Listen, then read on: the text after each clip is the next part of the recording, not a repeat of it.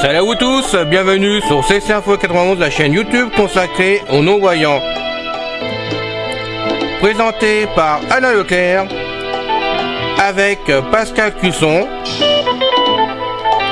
Musique de notre ami José Licenciato, qui nous l'offre gratuitement la musique, merci à lui.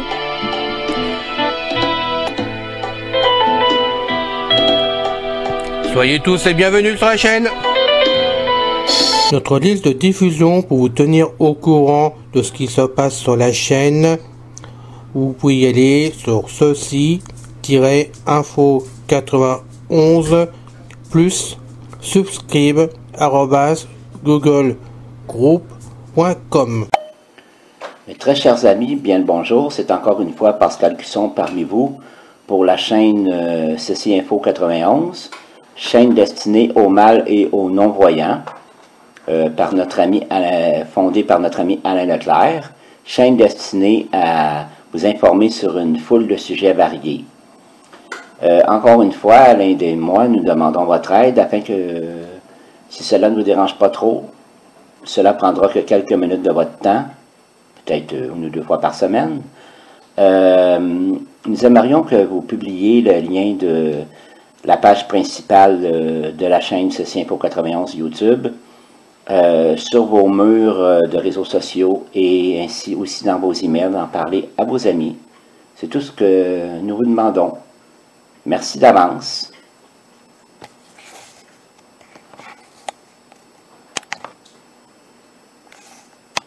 Histoire du monde époque intertestamentaire numéro 2. Les Hasmonéens numéro 1. Les Hasmonéens sont une dynastie qui parvient au pouvoir en Judée au cours de la révolte des Maccabées, que Mattathia, un prêtre de la lignée sacerdotale de Yoaïari Blanc 168 à 167 avenue J, C, et auquel se joignent les Hassidéens. Dans les livres qui n'ont été conservés que par le peuple hébreu, cette dynastie est aussi appelée Maccabée. Mattathia meurt un an après le déclenchement de la révolte. Son fils Juda Maccabée, qui n'est pas l'aîné, lui succède. Après plusieurs batailles, il parvient à s'emparer de Jérusalem et rétablit le culte juif au temple, décembre 164 avenue J, C. Le premier à régner avec le titre de grand prêtre est son successeur Jonathan, octobre 152 à 142 avenue J, C. Ses successeurs sont Simon, 142 à 134 avenue J, C, frère de Jonathan, Jean-Hircan Ier, 134 à 104, deuxième fils de Simon, Aristobule Ier, 104 à 103, fils de Jean-Hircan Ier, prend le titre de roi, Alexandre Janet, Alexandre Jonathan, ou Yanaï, 103 à 76, frère d'Aristobule Ier, Salomé Alexandra, 76 à 67, épouse d'Aristobule Ier puis d'Alexandre Janet, Hircan II et Aristobule II, fils d'Alexandre Janet, se disputent le pouvoir royal et la fonction de grand prêtre, Antigone de Mattathia, 40-37, dernier fils d'Aristobule II, roi et grand prêtre hasmonéen. Étymologie. Selon Flavius Joseph, Mattathia, l'instigateur de la révolte des Maccabées, est descendant d'un certain Hasmonée, Hashmonaï en hébreu, d'où le nom que prend la dynastie. Cet ancêtre n'est pas nommé dans les livres des Maccabées. Début de la dynastie. Dernier survivant des 5 fils de Mattathia, Simon obtient en fin de Démétrio Nicator l'évacuation des dernières troupes séleucides de Jérusalem en 142, ce qui ne signifie pas la reconnaissance de l'indépendance juive qu'aucun séleucide, jamais, ne reconnut formellement. C'est avec Simon que commence la dynastie hasmonéenne, bien qu'on puisse aussi bien considérer Jonathan comme fondateur de l'État hasmonéen. En 140, Simon, lors d'une assemblée générale à Jérusalem, et à la suite d'un décret voté par cette grande Knesset, est proclamé grand prêtre, stratège et ethnarque à titre héréditaire. Simon est assassiné par son gendre Ptolémée, peut-être manipulé par les Séleucides en 135 qui n'acceptent pas l'indépendance de Phédé hasmonéen, mais le fils de Simon, Jean-Hircan Ier qui bénéficie du soutien de l'armée parvient à prendre la succession de son père et règne de 135 à 104. Dès 137, Antioche Ovie avait fait savoir qu'il n'était pas question que la Judée ne paie pas le tribut, mais ce n'est qu'en 131 qu'il parvient à s'emparer de Jérusalem. Jean-Hircan est obligé de se soumettre et même de participer à l'expédition royale en Iran. Mais la mort inopinée du roi en 129 permet à Jean Hircan de reconquérir sa capitale et de restaurer l'indépendance juive de fait. Jean Hircan avait tout de même été obligé de reconnaître son statut de vassal du monarque séleucide en s'acquittant d'un tribut et en livrant des otages. Rien n'interdisait qu'une semblable situation ne se reproduise si les Séleucides parvenaient à sortir de leur interminable querelle dynastique. Libéré de ses engagements, Jean Hircan repart en campagne pour agrandir son État. Il s'empare ainsi d'une partie de la Transjordanie en 128, de l'Idumée en 125 et de la Samarie, où il détruit vers 108 le temple des Samaritains.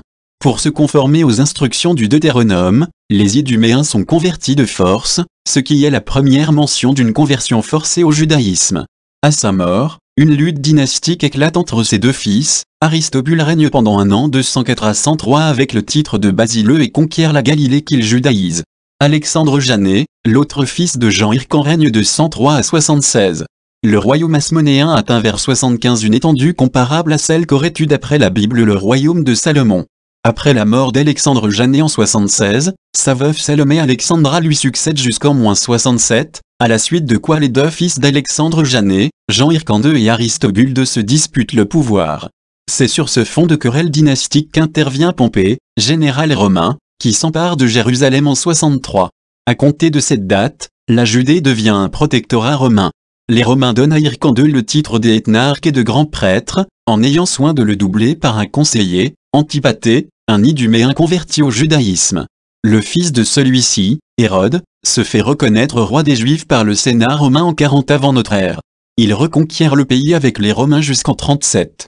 En effet, en 40 avenue J.C., les Parthes avaient envahi la Syrie-Palestine et soutenu Antigone de Matathia, un fils d'Aristobule, comme prétendant au trône de Judée au détriment d'Hyrcan II, qu'ils avaient emmené en captivité. Hérode règne sur la Judée après l'exécution d'Antigone II, dernier des Hasmonéens, en 37. Il meurt en 4, après avoir agrandi le temple de Jérusalem. L'actuel mur des Lamentations est le dernier vestige du temple. Ce fils de converti iduméen est le dernier roi de Judée. Compte tenu de ses origines, il n'est pas un Hasmonéen, même s'il est leur héritier direct.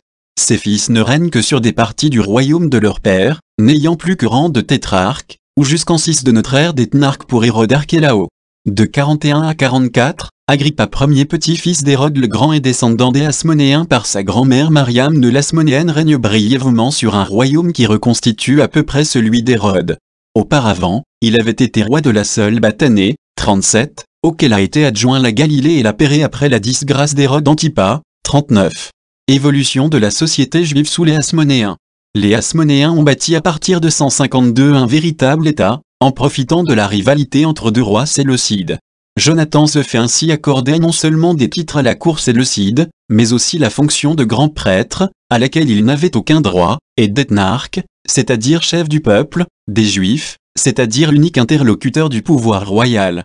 Profitant de la paralysie du royaume séleucide, il entreprend sur le champ une politique de conquête de tout Israël, qui sera poursuivie par tous ses successeurs.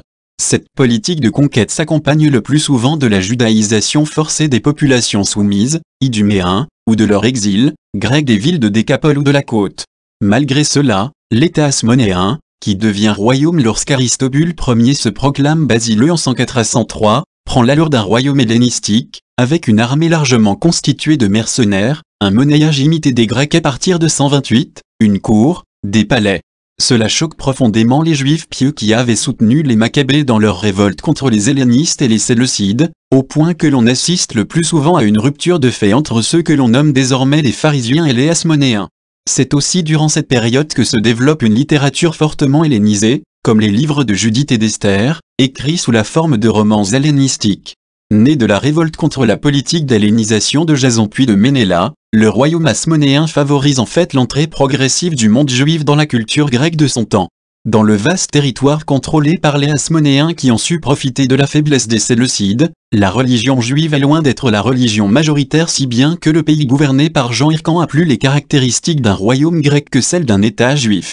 L'influence grecque se manifeste par des signes extérieurs que sont le titre de Basileux pris par Aristobule Ier dit le Philhellène, mais aussi par les noms grecs, que les deux frères, Aristobule et Alexandre accolent à leurs noms juifs. Malgré la présence du temple, qui reste écrasante, toute l'organisation du pouvoir civil et militaire reste sur des modèles grecs 8. Pour autant, Les conflits apparaissent lors de la révolte des Maccabées entre les Juifs hellénisants et les tenants d'un judaïsme qui englobe tous les aspects de la vie. Pendant les règnes de Jean Hircan et de son fils Alexandre Janet, on voit se cristalliser une opposition entre les Pérouchim, littéralement, les séparés qui seront connus sous le nom de pharisiens et le pouvoir monarchique huit. Jean Hircan aurait abrogé les pratiques imposées au peuple et puni ceux qui les observaient. Alexandre Janet, qui fait crucifier par centaines des rebelles juifs, utilise des soldats grecs pour combattre les pharisiens. Sa veuve Salomé Alexandra s'appuya davantage sur les rabbins pharisiens. Les membres du parti pharisien ne contestent pas l'autorité politique de Hircan, mais lui demandent de renoncer à la charge de grand prêtre. Hircan, en rompant avec les pharisiens, se tourne vers le parti adverse, celui des Sadducéens à qui il réserve le conseil. Les Sadducéens sont moins bien connus que les pharisiens, et les informations les concernant proviennent souvent de sources qui leur sont hostiles. Ils sont issus des classes privilégiées, souvent sacerdotales, ils sont souvent dépeints comme des conservateurs dans tous les domaines. À l'inverse, les pharisiens se recrutent souvent à un niveau social moins élevé comme les artisans des villes. Ils expriment à la fois les revendications politiques et les aspirations religieuses de ces milieux. En opposition avec les Sadducéens, ils contestent l'exclusivité du clergé à interpréter la loi et préfèrent souvent suivre des sages ou des rabbins qui donnent aux préceptes divins un sens plus humanitaire et moins formaliste. Ils fréquentent beaucoup les synagogues, transformant ainsi le peuple en communauté fervente. La loi orale des pharisiens actualise la loi écrite, seule admise par les Sadducéens. Alliés de la première heure des Maccabées ou Hasmonéens, les Hassidéens. Les Hassidéens, de l'hébreu Hassidim, intègres ou pieux, ou Hassidéens, du grec ancien Hassidewa, étaient un groupe de juifs pieux qui commença à jouer un rôle important dans la vie politique au cours de la révolte des Maccabées, bien qu'il ait existé avant. Les livres des Maccabées les mentionnent 3 fois. Dans les livres des Maccabées. Dans le premier livre des Maccabées 2h41, il est rapporté qu'au début des hostilités, des Maccabées surpris par les légions séleucides dans le désert un jour de Shabbat, préférèrent se faire tuer plutôt que d'enfreindre le jour de repos. Pour éviter la répétition d'une telle défaite, Mattathia décida de se battre à l'avenir le jour du Shabbat en cas de besoin. Là-dessus, une compagnie de Hassidim les rejoint, hommes puissants d'Israël, volontairement dévoués à la loi. Dans le second passage, il est dit qu'Alcim parvint à persuader Démétrio, le roi de Syrie nouvellement élu, de le nommer grand prêtre en lieu et place de Judas Maccabée. Il est alors dit, versets 12 à 14, alors s'assemblèrent là devant Alcim et Bakshidé une compagnie de scribes, afin de demander justice. Et les Hassidéens étaient les premiers parmi les enfants d'Israël qui cherchaient la paix pour eux, car, disait-il, un prêtre de la lignée d'Aaron est venu avec cette armée et ne nous fera pas de mal. Il se trompait, cependant, car Alcim causa la mort de 60 d'entre eux. Cependant, dans le passage parallèle, second livre des Maccabées 14, Alcim décrit la situation politique des Juifs à Démétrio en ces termes, ceux des Juifs appelés Hassidéens, dont le capitaine est Judas Maccabée, nourrissent la guerre, et sont séditieux, et ne laisseront pas le monde en paix, second livre des Maccabées 14, 6. Dans les sources juives traditionnelles, le nom Hassidim apparaît fréquemment dans les psaumes, avec le sens de pieux, saint, 30, 5, a. V4, 31, 24, 23, 37, 28. Dans les sources talmudiques, les Hassidim apparaissent comme martyrs de leur foi, 110 b, évoquant l'épisode de Imac 2h41, comme des personnes généreuses à l'excès, longues à la colère et rapides au pardon, Pirkei 5, 4 et 5h13, comme les saints d'autrefois, Hassidim Arishonim, ou comme ceux qui se recueillent 1 heure avant la prière, Ber V1. Ils jouissent de marques de respect particulières lors de la fête des cabanes, et plus encore au jour de la libation d'eau, Souka V4. Ce parti, qui disparut avec Yehoshua Kanuta, comptait probablement parmi ses membres Yosben Yosé, Sota X15, Agiga 27, Oni Améagel et Aninabin de Sa, TB Berako 34b, 2. L'une des 18 bénédictions quotidiennes demande de faire reposer la grâce sur eux immédiatement après les tzadikim, al-tzadikim et al-hassidim. Dans les époques ultérieures, les hassidim apparaissent comme un idéal du judaïsme, de sorte que Hassi est devenu un titre de respect, Nombre Rabbah 14, 227a, Yaakov Hassi, Con. Temura 15b, Ta'ani 8a. Le parti de la rébellion. Une opinion généralement admise s'est développée à partir de ces sources, que les Hassidéens étaient des ascètes fortement religieux, appliquant la loi de façon stricte, aimant le calme. La secte qu'ils auraient fondée possédait un pouvoir et une autorité considérables parmi le peuple, et aurait été entraînée dans la rébellion contre Antioche IV, qui aboutit aux guerres hasmonéennes. Les Hassidéens seraient donc devenus la force d'impulsion maîtresse dans la lutte juive pour l'indépendance, 2 Maccabées 6. Cependant, Julius Wolosen a voulu prouver que le rôle des Hassidéens fut tout au contraire insignifiant dans cette guerre. Il formait selon lui une association indépendante des docteurs de la loi, s'attachant aux Maccabées après leur premier succès militaire mais saisissant la première opportunité pour faire la paix avec Elsim et délaisser leurs anciens alliés. Wolosen voit dans le passage de Mac, présentant les Hassidéens comme pièce maîtresse de la guerre, une violente protestation contre leur véritable statut, celui qu'on trouverait dans Imac. Des chercheurs modernes comme Schure, Koch, et d'autres ainsi que des auteurs plus anciens comme Heinrich et Wall ont abondé dans ce sens, mais quand bien même la justesse de leur vue était admise, l'origine des Hassidéens demeurerait tout aussi obscure. Gratz s'est aimé l'hypothèse qu'ils se seraient développés à partir des Nazaréens. Toujours d'après Gratz, ils auraient disparu dans l'ombre après les victoires des Maccabées, voulant s'éloigner d'un Juda maccabée dont ils étaient insatisfaits. Ils seraient réapparus sous la forme des Esséniens, cette théorie, fondée sur la similarité sémantique et phonétique entre ou, h, et ce noaou, h, et saïwa, transcription grecque du syriaque pour ou, pieux, et assidim, pieux, à ses défenseurs, Idi, Jechdevol qu'Israël, Luciu, dit Torapeutan, comme ses opposants, Lévi Hirsfeld, Jechdevol qu'Israël. D'autres pensent que les pharisiens constituent un développement des Hassidim. Néanmoins, les chercheurs partaient jusqu'à récemment de l'hypothèse erronée que l'hellénisme ne s'enracina que dans les hautes classes de la société, le gros de la nation, juive, demeurant intouché par lui, et qu'en conséquence la majorité du peuple de l'époque étant pieux et observant la loi, les Hassidéens devaient nécessairement, afin d'être considérés comme pieux parmi les pieux, constituer une secte ou une société extra-pieuse. Les sources mentionnées ne justifient pas une telle conception. Au contraire, la Synagogue Hassidéon, assemblée d'Hassidéens, des livres des Maccabées, sur lesquels on place tant d'emphase, correspond, ainsi qu'on le sait depuis longtemps, au Kahal Hassidim, des psaumes, qui ne signifient ni secte ni société, mais congrégation, sans notion de parti politique. La piété attribuée aux Hassidim dans les sources talmudiques n'apparaît nulle part anormale ni suggestive d'une secte. La supposition qu'ils aient été une secte étroitement associée aux scribes, et liée à eux, ne repose que sur le fait que Sophrim et Hassidim sont mentionnés ensemble dans Imagvi 12, 13, l'authenticité du verset 13 a par ailleurs été remise en question par Itzi. Or, les recherches de Moritz Friedlander, particulièrement der Antichrist, Göttingen, 1901, ont montré l'affaiblissement de l'orthodoxie juive tant en terre d'Israël qu'en diaspora, même au siècle. Dans ce contexte d'abandon des traditions, les Hassidéens apparaissent plus simplement comme les pieux demeurés fidèles aux coutumes de leur père. Cependant, ils devaient être en constante régression, ce qui s'accorderait avec la prière, etnou, YHWH, car le Hassi s'en va, les fidèles disparaissent parmi les fils de l'homme. Dans le cadre de cette hypothèse, les Juifs attachés aux valeurs traditionnelles étaient animés d'une haine profonde envers l'esprit étranger, grec, et envers leurs frères juifs qui s'en emplissaient. Au cours des guerres maccabéennes, ils auraient affronté l'un et l'autre, et n'auraient eu que peu de rapport avec des ermites ou ascètes aimant la paix. Leurs sentiments et comportements auraient probablement été ceux que décrit le psaume Xlix 13, chanter un cantique nouveau à YHWH. Chanter ses louanges dans l'assemblée des Hassidim. Que les Hassidim triomphent dans la gloire, qu'ils poussent des cris de joie sur leurs couches. Que les louanges de Dieu soient dans leur bouche, et le glaive à 2 tranchants dans leurs mains, pour exercer la vengeance sur les nations, pour châtier les peuples, pour lier leurs rois avec des chaînes et leurs grands avec des cèdres de fer, pour exécuter contre eux le jugement qui est écrit. Ceci serait alors en concordance avec le passage de Mac, qui fait des Hassidéens sous Juda Maccabée des agitateurs perpétuels, qui nourrissent la guerre, et sont séditieux, et ne laisseront pas le monde en paix.